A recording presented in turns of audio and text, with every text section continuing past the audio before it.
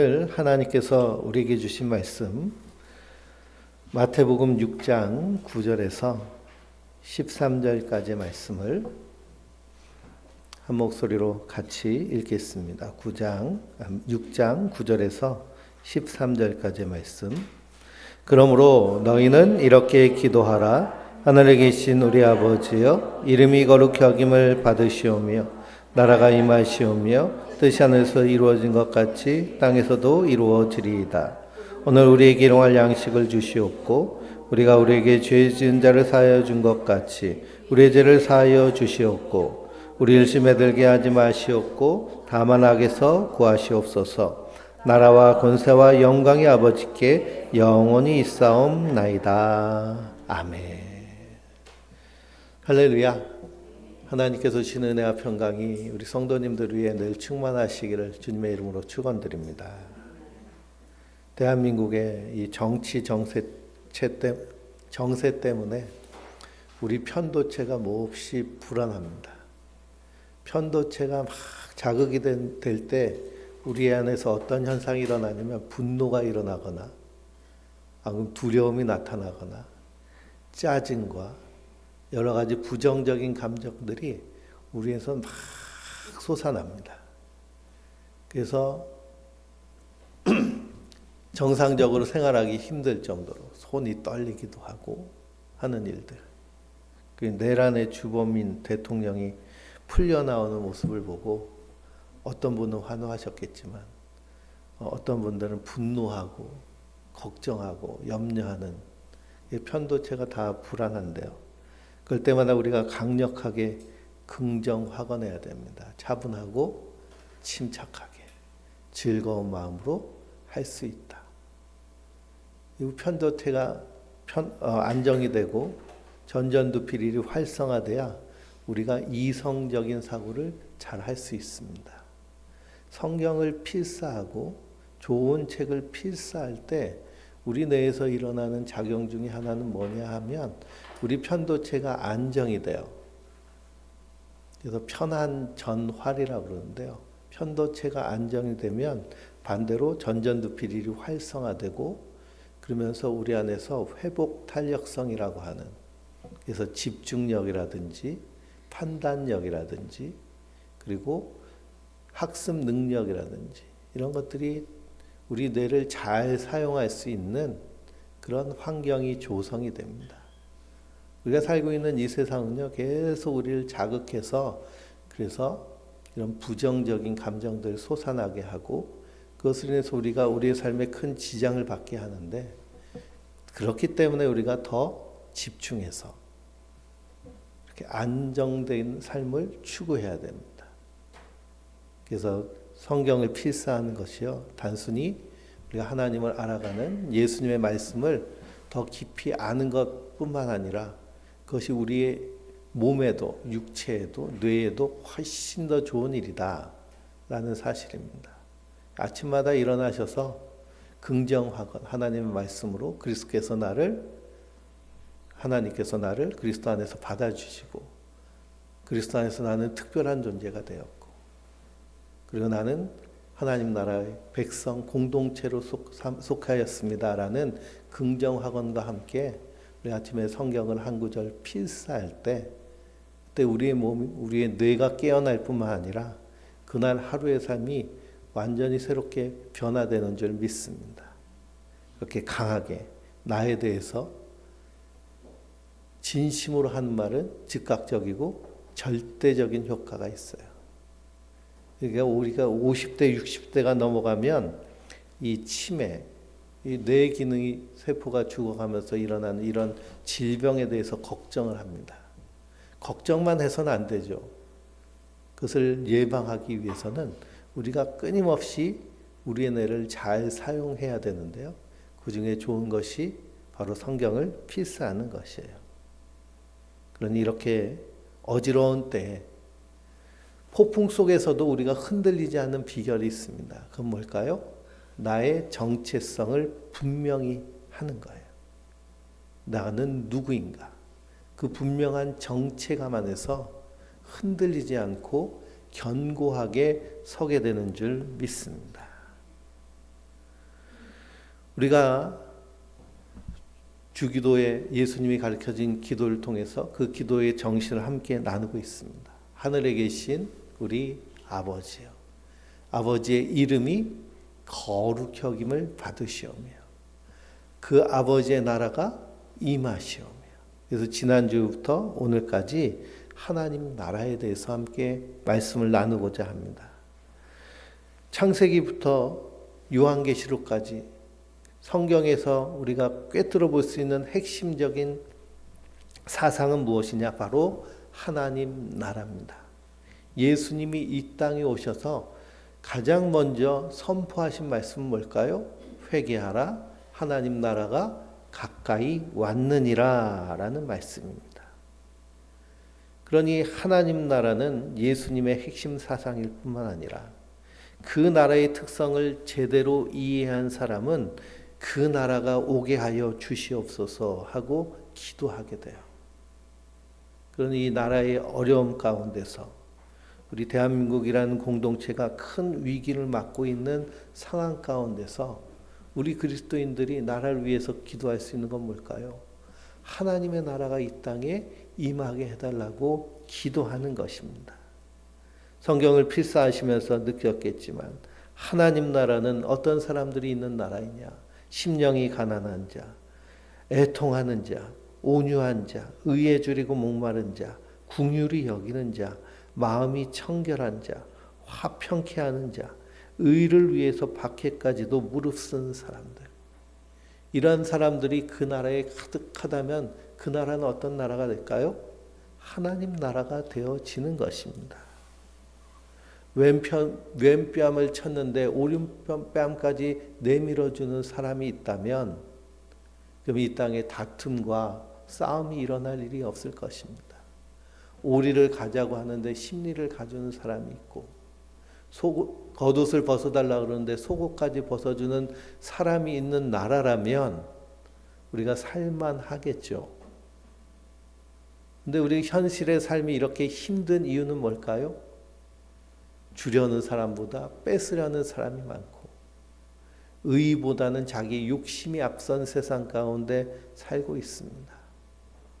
그런 시대 가운데서 우리가 하나님 나라에 대해서 예수님의 말씀을 통해 그 말씀을 기억하고 있다면 어떻게 기도하게 될까요?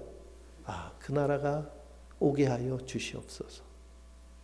그 나라의 의미에 대해서 생각하고 우리가 살고 있는 이 대한민국이라는 이 국가도 하나님이 원하시는 나라의 모습은 무엇인가를 생각하며 그것을 추구하며 살게 되는 줄 믿습니다. 그리고 예수님의 5편의 설교는 이 하나님 나라의 핵심적인 특성과 사상이 잘 담겨져 있어요. 특별히 마태복음 13장은 5가지의 천국의 비유에 대해서 예수님 말씀하셨습니다. 첫 번째가 씨 뿌리는 자의 비유였고 두 번째가 밀과 가라지의 비유이고 세 번째가 밭에 감추어진 보화의 비유이고 그 다음에 값진 진주의 비유와 그물의 비유 5가지 비유가 나옵니다. 그 성경을 이렇게 필사하신 분은 다 기억이 나죠. 13장에서 예수님이 씨 뿌리는 자의 비유를 길게 하신 다음에 또 4가지의 비유를 잠깐 말씀하신 것이 기억이 나요. 성경을 필사하면 하나님의 말씀이 기억이 나기 때문에 그것이 우리의 삶 가운데 말씀을 통해 이해도 쉽고요. 적용도 쉽습니다. 이게 우리 뇌에 각인됐다는 것이죠. 그냥 예배당에 와서 설교만 들으면요. 듣는 것은 5% 미만으로 우리 뇌에 기억이 됩니다. 도무지 기억이 안 나요. 근데 직접 쓰면 10%에서 20%까지 기억이 나고요. 그 기억이 난 것을 기록해서 다시 다른 사람들에게 가르치면 50% 이상 남습니다. 예수님이 이 5가지 천국 비유를 하시는데요. 그 중에 씨 뿌리는 사람의 비유는 마태복음뿐만 아니라 마가복음, 누가복음에도 가장 먼저 나오는 하나님 나라의 비유예요. 그만큼 우리가 익숙하고 잘 알고 있지만 많은 사람들이 이 비유를 통해서 가장 먼저 많이 기억하는 건 뭘까요? 4가지 땅에 대한 기억은 잘합니다. 길가와 같은 땅, 돌밭과 같은 땅, 가시덤불이 쌓여 있는 땅, 옥토. 그래서 어떤 설교를 많이 들으셨어요? 마음밭을 갈아엎자. 저도 그런 설교를 많이 했거든요. 마음밭을 갈아엎자. 내 마음이 길가와 같지 않은가? 돌짝밭과 같지 않은가? 가시덤불과 같지 않은가?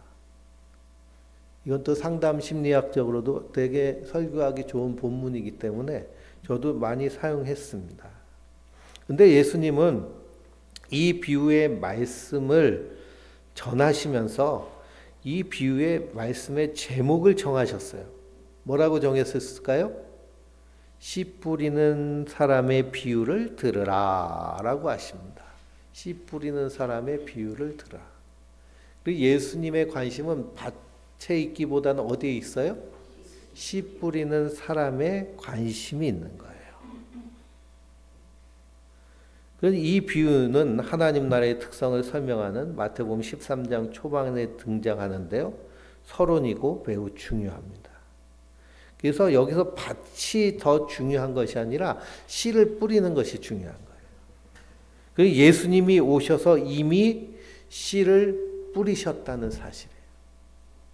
그러니 하나님의 나라는 이미 이 세상 가운데 뿌려졌다는 거예요. 누가 뿌리셨어요? 예수님이 뿌리셨다는 것입니다. 하나님 나라의 비유에는 씨앗이 자주 등장을 하죠. 겨자씨의 비유, 밀과 가라지의 비유, 씨앗 이야기입니다. 이 비유에서 하나같이 공통점이 있는데 그건 뭘까요? 뿌려졌다는 거예요. 뿌려졌다. 예수님이 가르쳐 주신 하나님 나라의 가장 중요한 특성은 무엇이냐? 예수님이 이 땅에 오셔서 그 하나님 나라의 씨앗을 뿌리심으로 그 하나님 나라가 이미 시작되었다는 거예요. 하나님 나라가 시작되었다. 그 천국은 죽어서 가는 나라가 아니에요. 예수님은 2000년 전에 이미 어떻게 하셨어요? 씨앗을 뿌리셨어요. 그래서 씨 뿌리는 사람의 비유가 그 비유의 말씀인 것이죠. 밭이 중요했다면 뭐라고 제목을 정하셨을까요? 내 밭의 비유라고 예수님이 하셨겠죠.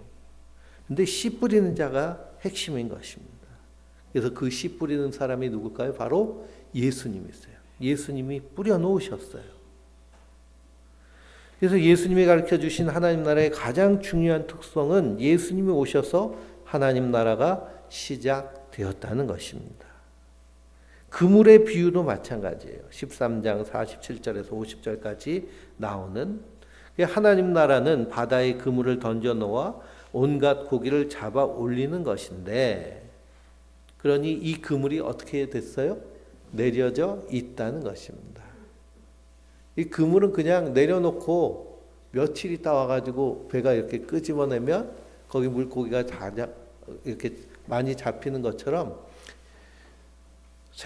사람을 낚는 어부 대신 예수님께서 그물을 쳐 놓으셨다는 거예요. 하나님 나라는 이미 시작됐습니다. 처음에는 겨자씨 같이 너무 작아서 아무도 눈치채지 못하지만 하나님 나라는 놀랍게 퍼져 나갔습니다. 사람들이 예수님을 주목하기 시작한 때는 언제일까요? 역사가들이 기독교에 대해서 공부하고 기독교를 연구하고 그리고 역사 속에 기독교가 편입되기 시작된 것은 언제일까요? 십자가 사건 이후에 100년 정도 지난 후부터 역사가들이 기독교 그리고 그리스도의 존재를 인지하기 시작합니다. 발견했어요. 예수님이 씨 뿌리신 후에 몇 년 후에 그것이 발견됐을까요? 그러면 100년이 지난 후에 발견된 것입니다. 우리가 인문학, 특히 역사를 공부해야 되는 이유 중에 하나는 무엇이냐 하면 고정된 그 고정관념에서 벗어나는 데 큰 도움이 돼요. 우린 자꾸만 내가 고정된 실체라고 착각을 합니다. 우린 끊임없이 흘러가는 존재인데요. 그리고 우리의 몸도 4년이 지나면 4년 전에 있던 세포가 우리 안에 있는 게 있을까요? 없을까요? 하나도 없어요. 다 새 것으로 바뀌어요. 새 것으로. 그 새로운 세포를 계속 재생해서 나는 끊임없이 변화되는데요. 세상도 마찬가지입니다. 이 우주도 마찬가지죠. 지구가 한 곳에 콕 박혀 있나요? 안 그죠. 태양을 중심으로 해서 계속 돌고 자전하고 공전합니다.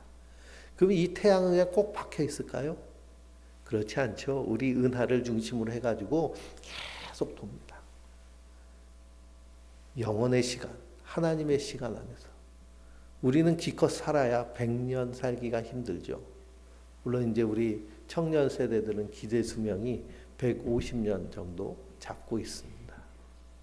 그래도 이 지구의 45억 년의 시간, 우주가 만들어진 빅뱅으로부터 계산했더니 150억 년 정도 흘렀다라고 하는 그 시간에 비하면 우리는 어떤 존재와 같을까요? 티끌 같은 존재와 같아요. 근데 자꾸만 나를 고정시킨, 예수님이 하신 말씀은 언제 하신 거예요? 2000년 전에 하신 말씀. 2000년 전에 하신 말씀을 지금 나의 입장에서만 바라보면 성경을 온전히 이해하기가 힘들죠. 그래서 우리가 인문학을 공부해야 되는 이유 중에 하나는 메타인지, 자기를 잘 깨달아 알아차리기 위함입니다. 메타인지가 잘 돼야 자기 성찰이 돼요. 그리고 이 땅에서 외부에서 오는 여러 가지 자극들에 대해서 일희일비하지 않습니다. 그냥 지나가던 친구가 야, 너 머리 왜 그래? 뭐 이렇게 놀린 거 가지고 하루 종일 시무룩해서 화가 나가지고 머리 이렇게 해야 되나 저렇게 해야 되나. 청년 세대들 그렇잖아요. 그렇죠? 예. 누가 한마디만 하면 그것이 마음을 막 요동치게 만드는. 그런 이유는 뭐냐면 우리가 너무 외부의 자극에 예민하게 반응하기 때문에. 왜 외부의 자극에 예민하게 되느냐 하면 내 관심이 내면에 있지 않고 바깥을 보고 있기 때문에 그렇습니다. 메타인지가 잘 되어 있으면 자기 정체감, 정체성이 분명하기 때문에 이런저런 소리가 들어도 그냥 뭐래? 난 이게 좋은데 그러면서 자기 확신이 있어요. 그리고 잘못된 암시나 그리고 세뇌당하지 않습니다. 그래서 옳고 그름을 분명히 인식하게 되죠. 이 100년이 지난 후에야 역사가들이 기독교에 대해서 좀 연구하기 시작하는 거예요. 저기 팔레스타인 그 작은 마을에 목수의 아들로 태어난 예수라는 사람이 제자들 12명 데리고 3년 동안 있다가 십자가에 처형돼 죽었는데 3년이라는 시간은 우리가 짧을까요? 길까요? 예? 겁나게 짧은 시간이죠. 석가모니는 불도를 전하기 위해서 몇 년 동안 수행하면서 제자들을 키웠을까요? 예? 40년 동안 키웠습니다. 모하메드는 이 이슬람을 국가로 해가지고 세우기 위해서 막 전쟁도 해가면서 평생을 헌신하고 바쳤어요. 공자도 마찬가지죠. 공자도 수십 년 동안 제자들을 데리고 다니면서 이 전국 시대에 이 나라 저 나라 다니면서 그러면서 그 유교를 세웠습니다. 예수님은 몇 년? 3년. 그 역사의 흔적조차도 없는. 그래서 우리가 사도신경으로 고백할 때 곤디오 빌라도에게 고난을 받으사 십자가에 못 박혀 죽으시고 라고 고백을 하잖아요. 근데 예수님을 십자가에 못 박은 자들은 누굴까요? 유대인들 제사장들이잖아요. 그래서 빌라도의 고백이라는 그 연극이 있어요. 1인극인데 거기서 막 첫 시작이 막 사운드로 사도신경이 온 세계 나라 말로 다 들립니다. 그럼 막 머리 잡으면서 괴로워해요. 누가요? 빌라도가. 왜 내 이름을 넣느냐. 근데 우리 그 사도신경을 고백한 사도신조죠. 사도들의 신앙 고백인 것이죠. 이 사도들이 신앙 고백을 하면서 본디오 빌라도를 넣은 이유는 뭘까요? 이 예수님은 역사적인 인물이란 것을 증거할 수 있는 역사적인 인물이 필요해요. 우리 여기 계신 성도님들은 100년 후에 그 이름이 기록될까요? 예, 기록될 가능성이 별로 없죠. 그렇죠? 예, 웬만하면 없으실 것 같아요. 뭐 정도는 돼야 이름이 기록될까요? 예? 뭐 시장이라든지 아니면 국회의원이라든지 장관 정도 돼야 이름이 역사에 그 세 글자 남을 것 같아요. 본디오도 그런 사람입니다. 유대의 총독, 예수님 당시 총독이었기 때문에. 그래서 예수님이 역사적으로 이 땅에 오셔서 십자가의 사건은 역사적인 사건, 실제적인 사건이라는 것을 신앙으로 고백하는 거예요. 그러니 100년 뒤에 3년 동안 일하고 십자가에서 형장의 이슬로 사라진 이 그리스도 예수라는 사람이 100년 뒤에 됐던 그를 하나님으로 주님으로 섬기며 따르는 세력들이 생기는 것을 보고 역사가들이 놀라서 연구를 하기 시작하는 겁니다. 예수를 믿고 따르는 이들이 빠른 속도로 늘어나자 역사가들이 그 기원을 되찾아갔고 그 시작에는 예수님의 십자가와 죽음과 부활의 사건을 발견하게 됩니다. 그러니 예수님 당시에는 그분이 인류의 역사를 이렇게 뒤집어 놓을 거라고 생각이나 했을까요? 상상이나 했을까요? 예수님의 제자들도 아마 몰랐을 것입니다. 저 이탈리아 여행을 가면 로마에 바티칸 공화국이 있죠. 바티칸 공화국에 엄청나게 큰 성당이 있는데요. 그것이 베드로 성당입니다. 예수님의 수제자인 베드로의 이름을 따가지고 그래서 베드로 성당. 서양 사람들의 이름은 다 어디서 왔을까요? 기원이 예수님의 제자들과 성경의 인물을 따서 나오는 이름들이 대부분입니다. 심지어 한국 사람들도 이름을 성경에 나와 있는 인물의 이름을 대잖아요. 그래서 제가 그 박사 공부할 때 비자 받으러 대사관에 갔더니요. 그 어떤 분이 아들 둘이 있는데 이름을 모세랑 바울로 졌더라고요. 그래서 아버지가 아들 둘을 보는데 모세야 그리고 바울아 그러더라고요. 그래서 저분은 하나님이실까 그렇게 생각하기도 했는데요. 그러니 예수님 당시에는 아무도 상상하지 못할 일입니다. 그러나 예수님이 오셔서 하나님 나라의 씨를 뿌리셨어요. 그 씨가 들풀의 씨앗처럼 온 세상에 퍼져서 그 사막에 그 사우디아라비아 같은 곳은 다 사막 지형이잖아요. 근데 그곳에도 가끔 비가 옵니다. 요즘 기후변화 때문에 이 사막에 비가 오는 현상들이 더 잦아졌어요. 이 사막은 모래뿐이 없는데 바람만 부는 모래만 있는 곳인데 비가 오고 나서 며칠이 지나면 어떤 일이 일어날까요? 네, 싹이 나요. 그리고 거기서 꽃이 펴요. 그리고 씨앗이 막 날려요. 다음 비 올 때를 기다리면서. 이 성령의 그런 은총의 비가 내리는 곳마다 복음의 씨앗이 자라나서 꽃을 피고 열매를 맺는 것이 이 지구의 인류의 역사 가운데 2000년 이후에 가득한 것을 우리가 역사를 통해 발견하게 됩니다. 그래서 하나님 나라는 지금 이곳에 예수님이 계시다면 그곳이 어떤 나라일까요? 하나님 나라예요. 예수님이 나의 마음에 계시다면 나는 어떤 나라를 살고 있는 걸까요? 하나님 나라를 살고 있는 거예요. 그러니 초막이나 궁궐이나 내 주 예수 계신 곳이 그 어디나 하늘나라. 이 찬송의 고백은요. 예수님이 계신 곳, 예수님과 함께라면 그곳이 하나님 나라라는 신앙의 고백입니다. 세례 요한이 예수님께 세례를 베풀고 그리고 나름대로 활동하다가 헤로드 왕의 결혼을 비판한 죄로 감옥에 갇힙니다. 감옥에 갇히고는 좀 궁금한 점이 생긴 거예요. 내가 저분 정말 세상 죄를 지고 가는 하나님의 어린 양으로 성령이 임하신 것을 내가 영적으로 체험했는데 저분이 정말 그분인가? 그래서 제자를 보내서 예수님을 만나게 합니다. 그리고 그 세례 요한의 제자가 예수님께 묻습니다. 당신이 오실 그분이십니까? 그랬더니 누가복음 7장 22절에 예수님이 말씀하세요.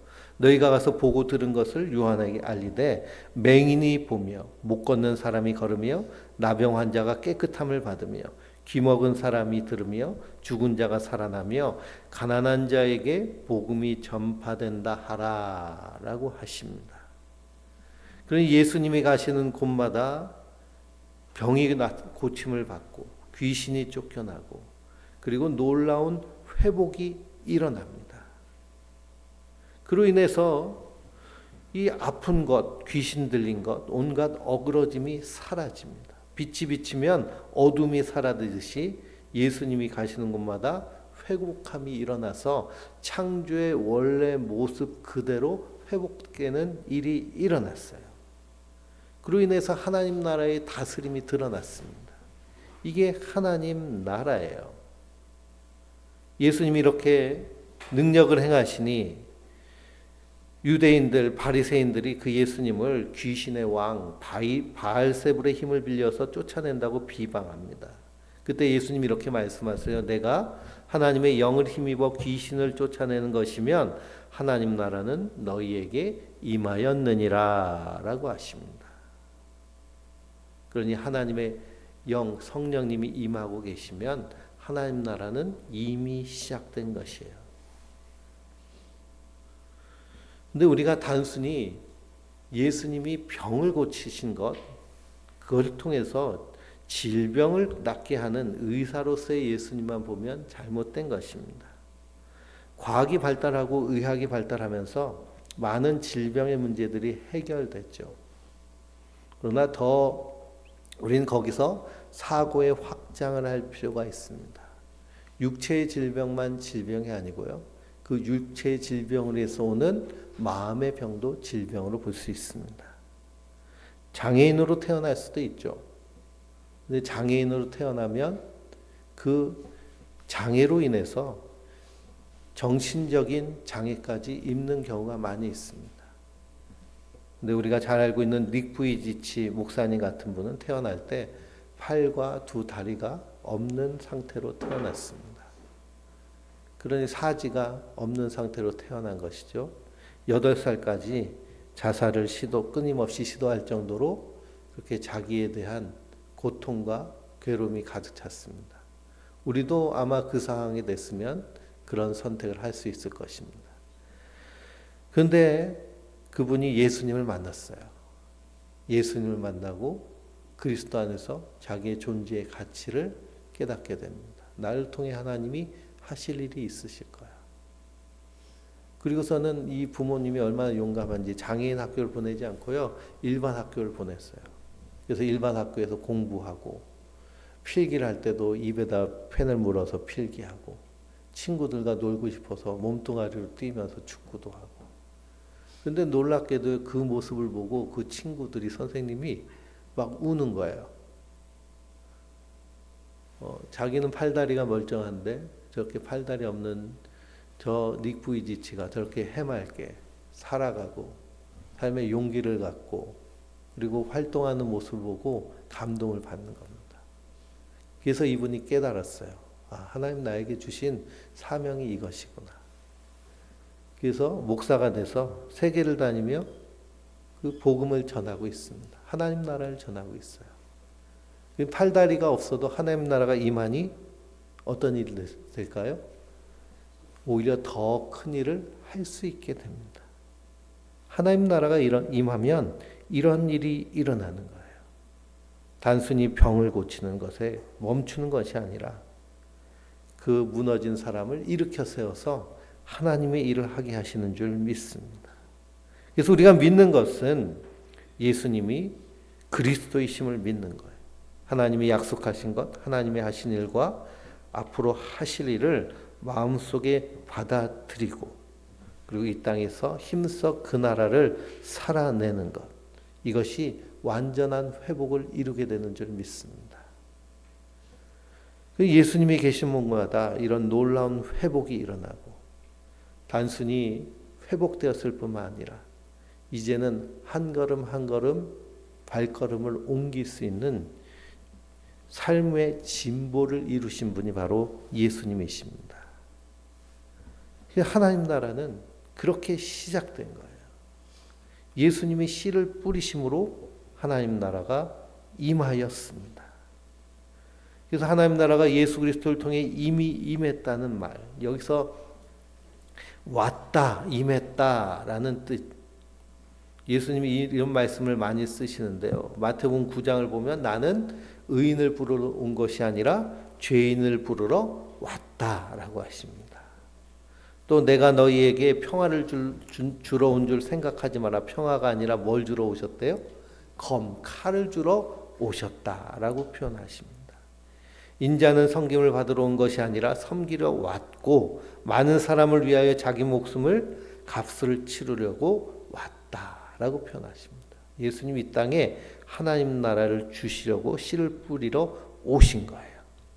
우리가 기도할 때 나라가 임하시오며 라는 이 기도의 이 임하심도 오심을 구하는 것입니다. 그래서 하나님 나라는 예수님과 함께 이미 임하셨어요.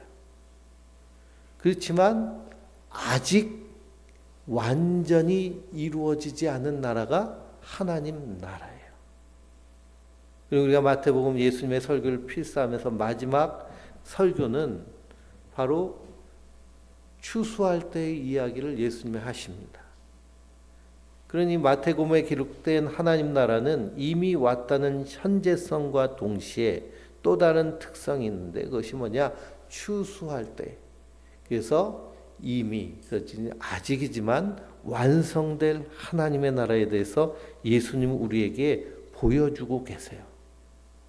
그래서 추수할 때에 관한 이야기가 나옵니다. 추수할 때가 되면 그때는 어떤 일이 일어날까요? 알곡과 쭉정이가 나누어지고 밀과 가라지가 나누어지고 누룩이 섞여서 가루 서말이 마침내 부풀어 오르게 되고 바다에 내렸던 그물이 가득 차면 끌어올려서 좋은 물고기와 나쁜 물고기를 나누게 되는 심판의 이야기입니다. 심판은 하나님 나라의 미래적 특성입니다. 그러나 우리 그리스도인들은 이 심판을 두려워할 이유가 없어요. 왜 그럴까요? 예수님이 나를 대신해서 이미 심판받으셨기 때문입니다. 그래서 우리는 더 긍정적이고 진취적으로 이 하나님 나라를 살아내야 될 줄 믿습니다. 왜 그러냐? 우리의 허물과 죄를 다 예수님께서 담당하셨기 때문이죠. 인자가 오실 때 그 나라도 완전히 오셔서 비로소 임하시는 나라. 그러니 우리는 이미 이루어졌으므로 살아 누릴 뿐 아니라 아직 완성되지 않은 나라를 소망하며 살아내서 우리의 삶 가운데 이 하나님 나라를 살지 못한 사람들에게 계속 드러내야 되는 사명이 우리에게 있는 줄 믿습니다. 그래서 달란트의 비유를 통해서 예수님 우리에게 뭘 맡겨주셨어요? 달란트를 맡겨주셨어요. 그럼 그 달란트를 어떻게 해야 될까요?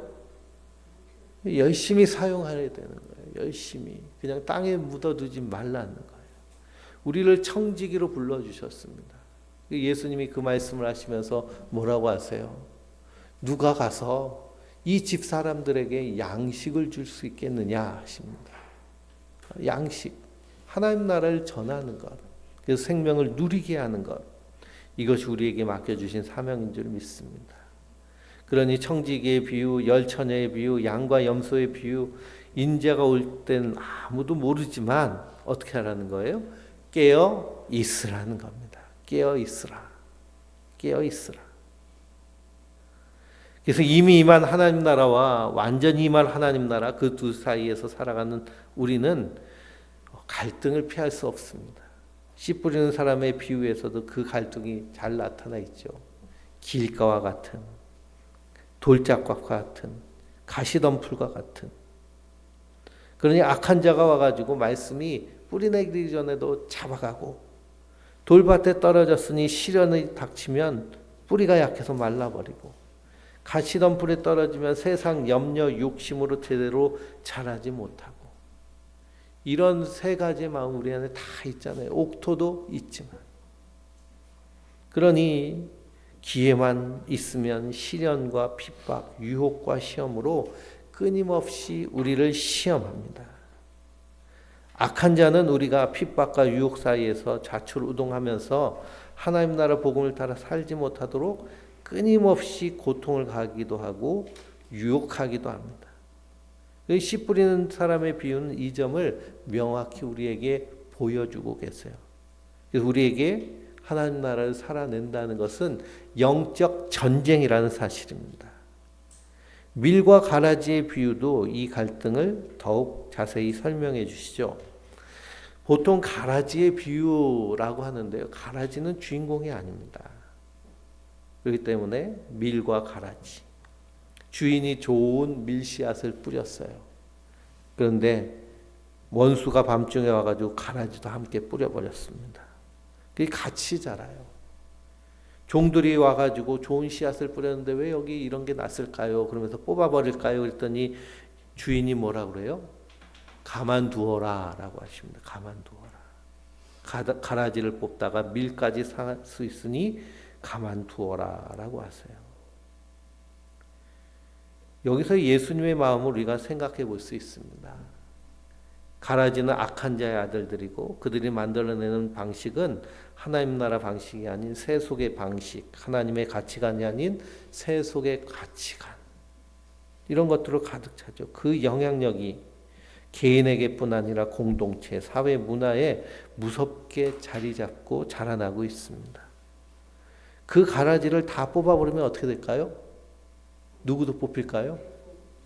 우리도 뽑힙니다. 나도 뽑혀요. 가만두어라 라고 하세요. 우리를 보호하기 위해서 또한 우리 안에 계신 예수 그리스도의 생명이 결국 싸워서 이긴다고 믿기 때문에 내버려둬도 괜찮다고 말씀하시는 거예요. 예수님이 최후 승리를 하실 것이기 때문에 우리는 갈등하고 유혹에 흔들리고 핍박에 시달려도 결국에는 승리합니다. 왜냐? 그리스도께서 승리하셨기 때문에. 하나님 나라 복음의 힘, 예수 그리스도의 힘으로 우리는 결국 이기게 되는 거예요. 사도 바울이 복음을 전하다 돌에 맞아 죽을 뻔한 후에 그가 뭐라고 고백을 하느냐? 우리가 하나님 나라에 들어가려면 반드시 많은 환난을 겪어야 한다라고 하십니다. 왜 그러냐? 세상이 원하는 것과 하나님 나라의 가치관이 완전히 대척점에 있기 때문입니다. 그래서 자신과 함께 고난을 겪는 디모데에게도 이렇게 얘기를 합니다. 나는 환난을 견뎌냈다. 주께서는 그 모든 박해에서 나를 건져내셨다. 그리스도 예수 안에서 경건하게 살려고 하는 사람 모두 박해를 받을 것이다. 실제로 박해가 있고요. 우리가 정말 예수님 믿는 믿음으로 살려고 하면 그러면 세상이 우리를 왕따시키기도 하고 괴롭히기도 합니다. 하지만 우리가 기뻐해야 됩니다. 그것은 잠시 겪는 괴로움일 뿐이기 때문이죠. 악한 자의 끊임없는 노력에도 하나님 나라 복음은 멈추지 않습니다. 팔레스타인 지역의 겨자씨처럼 떨어져 2000년이 동안 줄기차게 자라났고 지금 대한민국에도 와 있잖아요. 그렇죠? 아시아 대륙 끝에 붙은 작은 나라인데 그런데 2000년대에 뿌리신 예수님의 씨앗이 이곳에서 자라고 있습니다. 자라고 있어도 알곡이 있을 뿐 아니라 쭉정이도 있고 가라지도 엄청나게 자라고 있습니다. 그래도 예수님은 끝까지 승리하실 것을 믿고 우리를 위하여 지금도 일하고 계시는 줄 믿습니다. 그러니 그 하나님 나라의 특성을 이해하고 있으면 우리가 어떻게 기도하게 될까요? 하나님의 나라가 임하게 하여 주시옵소서 하고 기도할 수 있습니다. 하나님 나라가 임하게. 먼저 어디 안에요? 먼저 내 안에. 그리고 우리 가족 안에. 우리 교회 공동체 안에. 그리고 이 나라와 이 민족 안에 그리고 온 인류 안에 하나님 나라가 임하게 하는